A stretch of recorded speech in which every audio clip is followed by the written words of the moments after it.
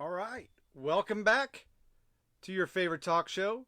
I'm your favorite host, Dash. And tonight be doing a back to school special. We talked to Brandy last time about how the teachers were dealing with it. We want to find out again with the brand new school year how things are going. So as soon as we get Brandy up and going, we'll be talking with her about the new school year and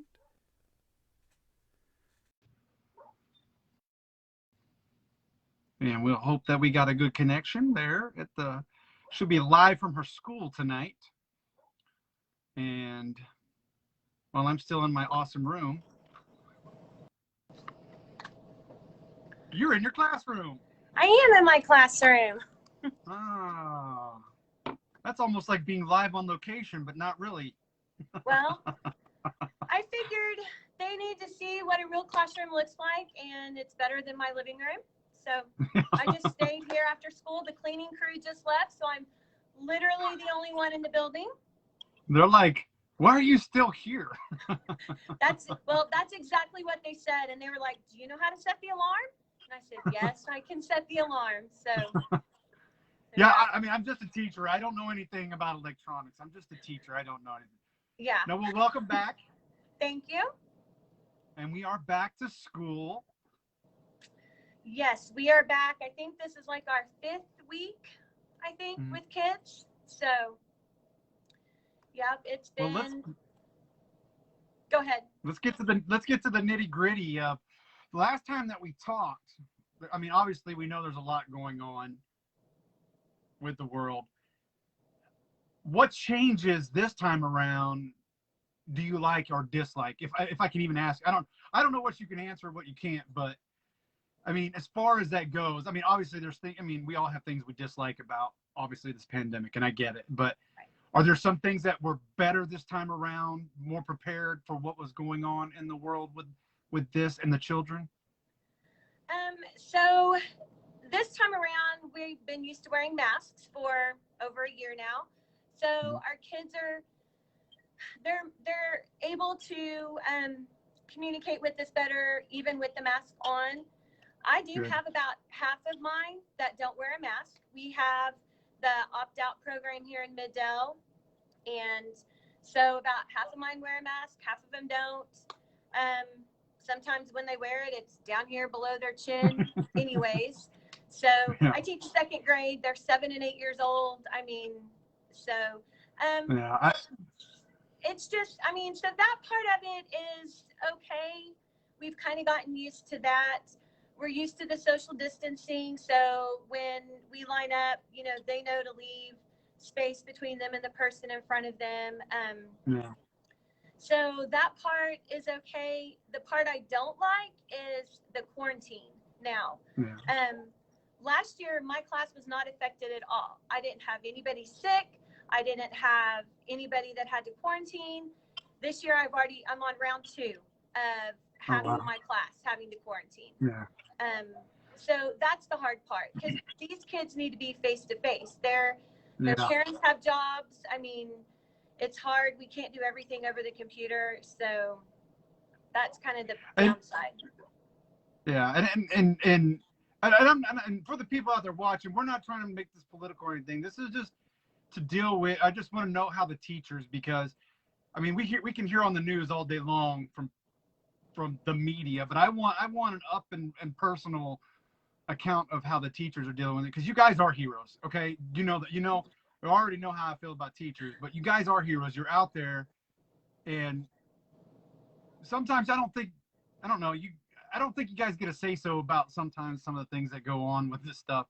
But I want you to be able to be appreciated for the job that you do, and I know there's parents on both sides that you have to deal with, and trust me, I don't envy you in that way at all. I mean, I know you're strong, and I know you're a great person. So I just want so I can understand the quarantine. I guess it's tough. I mean, you hear all about, how certain school districts do it this way, certain and I guess it can't be easy. And I'm sorry that you have to deal with that. But so again, it's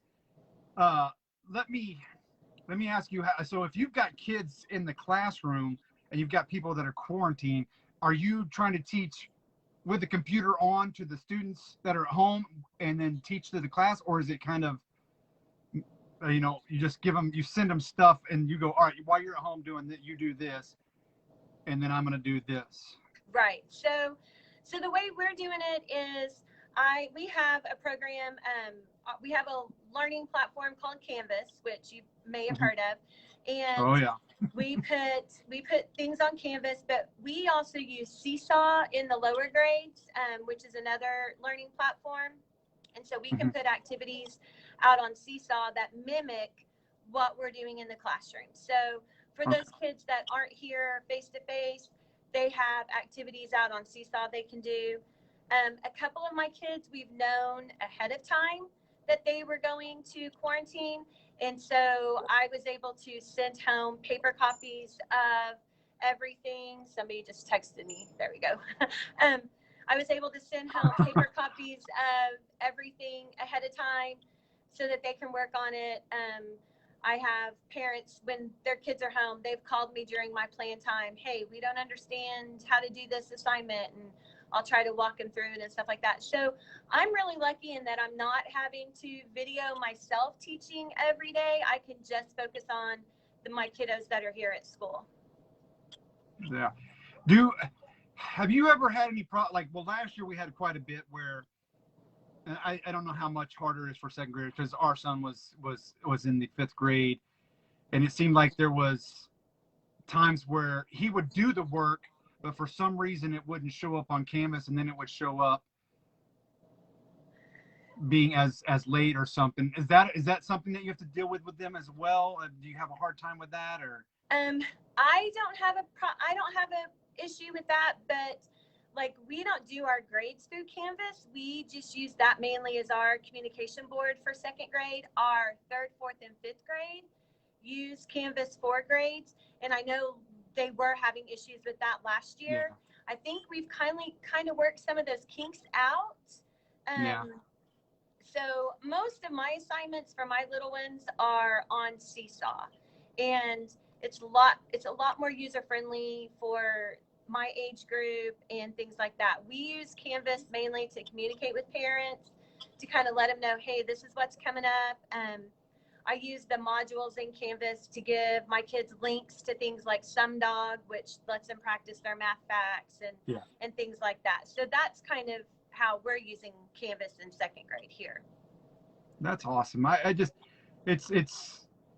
know it's stressful and especially on you guys, and I wish that this could get back to as normal as we possibly can. So I was curious because and I know my son always has questions for his teachers. Do you get a lot of questions about why this is going on? Do they ask you? I mean, I think most of my kids, most of my kids, honestly, this is what they've known for almost the last 2 years of their lives. Yeah. And so you think, they were 5, some of them were 6.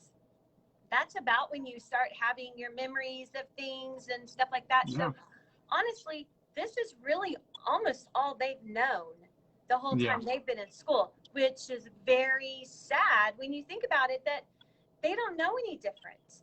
And especially our littles that are in pre-K, our 4-year-olds. They honestly don't know any different. This is just how school is. And, that's the part that I think is sad. I have some kids that their parents want them to wear masks all the time, and they do, and they even wear them outside when we're playing at recess, and it's been 95 degrees. Yeah. And they're still wearing their mask outside. And I had a couple of them, I was like, hey, we're outside. You can take your mask off and get some fresh air. Oh, no, my mom said I have to wear it the whole time. And so, I'm just like, okay. So. No. And I don't want to turn this, for people watching, I don't want to turn this political, because, if you want to fight about mask and fight about that, go do it somewhere else. This is just to find out, and I get that, and I understand, and I guess I just don't understand how they can. I don't know. Because I feel like it's going to get political if I keep going with this. So I'll just leave it at, but at least they know. And it's, I mean, I guess what I'm hoping is that this is not going to be detrimental to them further on down the road, I guess. Right. You know, like I said, if we were in school at this time, it's as seniors, or high school students, I don't know how we could. I don't know what I would do. I mean, it's just, and then for second graders, man, and third graders, I get it, and I just feel for them. I do, and I just, my biggest concern again is I hope down the road that this will finally be behind us. I mean, we won't obviously forget it, right. but I hope it'll be behind us. And that. So, what are some of the new struggles for this year for you guys, as far as not so much COVID or anything, but just a new year? What are you seeing that's? I mean, because what I'm getting at, I guess, because we did have a lot of online schooling. Right. Has it affected how they're learning this year in class? So I have a few that were virtual all last year, and yes, I can tell a big difference. Since they were virtual last year and they ended their last face-to-face in March of their kindergarten year, where they were just learning how to write and form letters with their pencil, their handwriting is horrible because all they did last year was, tap and move or click this and move that. And so they didn't have a lot of that fine motor skill with pencil and paper. So I see a lot of handwriting is an issue. Then just those that we are starting to see deficits in education. So it's like last year, I felt like our district, we did an AB schedule. So we had the same number of kids, but they only came half the time. So you had smaller classes. I felt like last year, because we had smaller classes, even though they were only there half the time, we were able to give more one-on-one attention. So you might have had some lower kids, but you were able to spend more time with them, get them brought up. I feel like I sent my kids on where they needed to be on grade level. This year, because we had those that have missed, and then did virtual, and being virtual and being face-to-face are completely different for little kids. I am seeing that lag in just some basic skills. Socially, we're doing okay. I had a couple that were virtual, so when they came back, it was very nervous, and they were very nervous and anxious being in a big group again. They've relaxed and gotten used to being around a big group, but it's just that it truly is the education side of it. We are starting to see deficits, and we're struggling right now trying to get them back to where they need to be. I can totally imagine. I mean, like I tell you, and for the people that are watching, y'all know me. I'm a talker, and I got to be with people, and I feel like I would just be like some of them. I would have probably, coming back, I think I would be hesitant, I mean, that's kind of why I started the show, so I could have some human contact at point. And there's Miss D. She says, "Hi, Gordon and Brandy. You are both still amazing. I hope you're still watching. I love you so much. You're one of the best teachers in the world. Yep. You made me part of the person I am today. So thank you so much." Yeah, man. So when you're dealing with that, I mean, I know you don't want to get frustrated, but what is one way for you guys that are, and I hate to use the word combat it, but what are you doing to overcome those issues? Is it just a little bit more time with them still, or? So we have something called RTI, and it is just it's intensive intervention is what it is. Right. We try to break them into small groups, do as much small group with them as we can, focusing on some skills, trying to get them brought up. Our school actually has a great program called Lexia, and it's a reading program that they do on the computer. It actually level sets the kids and works on their reading level. So they can do lessons and stuff on that. And it works on phonics skills and spelling skills and things like that. So we try to get Lexi in, 15, 20 minutes a day is the goal. That really helps because I also can see how they're doing. If they're struggling on something, I can go and intervene, have them sit and show me what they're answering, kind of listen to their thinking to see, I need to redirect them in a different way. So it's just a lot of pull them up to my table and work with them, and try to get them back on track, at least, closer to where they need to be. But I'm going to be honest, it's hard sometimes. Like right now, my groups that are being quarantined, some of them need me face to face, where, they can probably do the work, but when I'm teaching, I'm saying more than just the directions on that page. We're having interactions. I'm giving examples of stuff, and so just for them just to do that worksheet or whatever at home, they're not getting all of the instruction that we're doing in class. They're not hearing their peers give answers and us talk about, hey, that's a great answer. Here's why that's a great answer. And that's a lot of learning right there, is listening to their friends. Because sometimes when the teacher says it, they don't quite understand it, but they hear it in their kid language from a friend, and it's, oh, okay, I totally get that now. That makes sense. Yeah. So absolutely. That's one of the downsides of having kids quarantine, is they're not here in the classroom hearing those interactions between everybody else.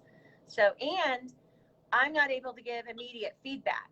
So if they answer correctly, I can't go, oh, perfect, you got that, or if they miss it, I can't go, let's look at this again. Let's, flip this around, or, rethink this. I have to just wait till they send it back or bring it back, and then it's almost too late, and you just have to start all over with them. So. Yeah, well, like I said, you and the teachers in general, I just thank you guys, because I know, again, you guys are doing a great job, and it's a hard job. Always has been, it always has been a hard job for a teacher, and, my mom being a teacher and things like that. So I know, but you guys are my heroes. I can look at the guy behind me all day long, but you guys are the heroes. You're doing everything you can to keep our kids safe. I understand that. And that's kind of what I wanted people to know, is you guys are doing your job. You're not out there complaining and things like that. But my heart's out to you. So you keep doing a great job, sweetheart. I'm so proud of you. What's something you're looking forward to this year? Finishing out the year face to face.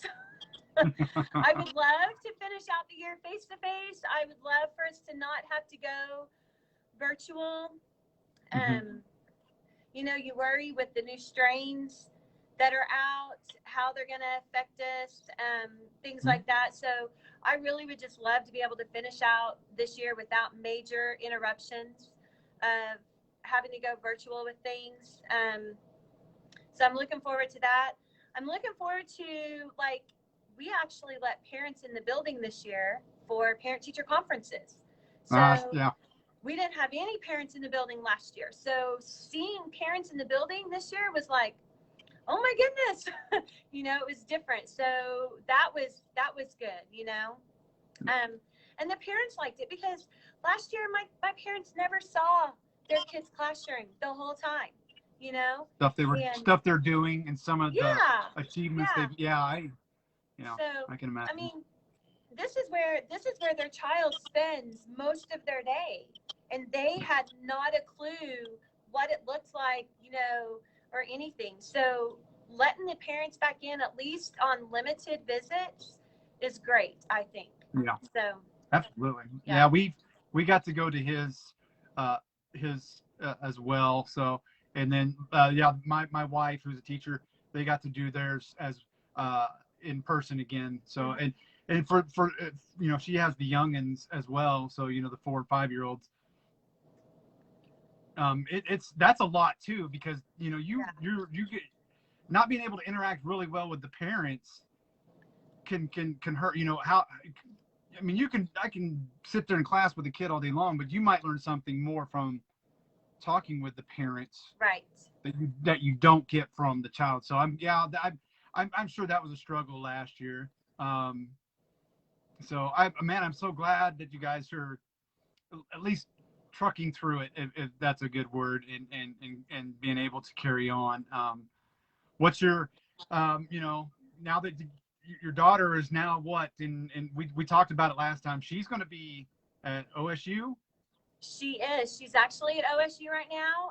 She is getting her recreational therapy degree, and which she's going to eventually take that and go to OU and get her pediatric occupational therapy degree. So she'll be a graduate of both OSU and OU. So yeah, and my son graduated high school last year, and he is actually going to Rose State College right now. We're doing the Ticket to Rose, which our Mid-Del schools do. If you graduate from a Mid-Del school and you keep a certain GPA and everything like that, then Ticket to Rose pays for your tuition. And so we just pay for books and fees and stuff like that. So he's going to Rose right now, and he's working a full-time job. So yeah, and he's hunting and fishing anytime he gets a break. So yeah. Oh, my battery that's a strong young man right there that can handle school, full-time job, and hunting and fishing. That's good. That's good. Yeah. One more question before we get off here, because I don't want you to be staying at school till 10 o'clock at night. How's your mom? She's actually doing okay. My dad passed away in December, and so she's been living on her own. And we actually, my sister and her husband, built an addition onto their house. So my mom is going to have her own little 2-bedroom apartment. And fingers crossed, she gets to move in this weekend into her new place. And that'll be good. So somebody will be close nearby just in case. But yeah, other than that, she's doing good. Good. She calls me all the time, wants to know how my kids are doing, and all that. So they never lose that instinct, do they? They never lose that teacher instinct. That's good. Well, tell her I said hello and I miss her. And you did not call me Gordon. You did not call me Gordon Hooper this time. You just called me Gordon. So. Yeah.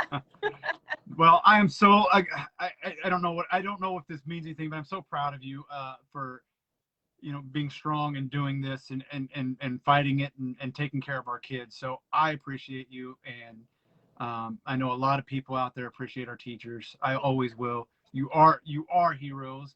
All the teachers watching, you are heroes. You always will be to me. So I really, really wish you good luck. We'll get back for another show, because I mean, it's fun to catch up, and maybe, who knows, after another semester we'll have some other stuff to talk about. So there we go. I appreciate you so much for coming on. You're awesome. Love you so much, and I will see you on the next one. Okay. All right. Thank you. All right. Bye. All right, guys. Thank you for coming out and watching Brandy. You teachers are wonderful, amazing people. I have a lot of mentors in my life that are still, on my Facebook, that were teachers in my life.